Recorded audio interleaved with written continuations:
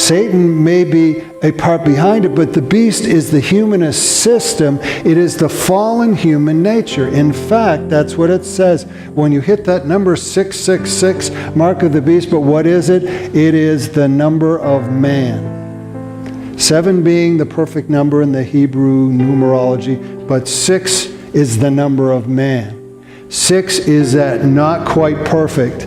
Not quite perfect. So here we are, a community of human beings who are not perfect, and we bring that into everything. The fallen nature. We talked about the camp. I couldn't help but get at least one anecdote in on, because kids camp, you know what it is? It is a microcosm of humanity. So here is Sarah. She is teaching, I think it was like in the 3rd day and probably the 3rd grade, and she's teaching away, doing a fantastic job, bringing very clear the idea of getting to heaven and everything. The kids are amazing. They're asking seminary level questions. They're asking her about the nature and existence of God, and Sarah's trying to answer as best she can. And then of course she says, "Hey Pastor, you want to chime in on this?" And I say, "No, Sarah, you're doing fine. You go right ahead, girl. You go, girl." You know, and she did a great job. But at the end of the lesson, this is what I wanted to get across. At the end of this lesson, the clarity of it, all she pointed out on the idea of what we do to get to heaven.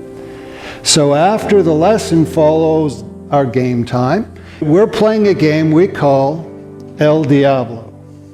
Yeah, I know. It's ooh, and kids ask, what does that mean? We tell them. And the idea is, well, you've got to get across. It's kind of like sharks and minnows. You got to get across this line, and when you get across, you got to heaven when you get across that line. But the devil's in there trying to block you from your goal. And so there are a few rules to the game, and they run and they get tagged and they try and get they love this game. And so we're playing, and guess how long it starts before kids are bending the rules? Yeah, and guess who had to tell them how to bend the rules? No one. It comes really, really naturally. And I thought, there is a microcosm of church itself. Here's a bunch of people cheating, trying to get to heaven, you know.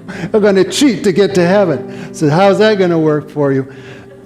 But that's the way we are. We have this fallen nature. We would very naturally carry the mark of the beast, the 666, the not so perfect mark. But there is another mark. There's the mark of the Lamb, the one sacrificed. So in 14, as much as it covered, it was the idea, we came away with the idea, you carry a mark. You are carrying a mark.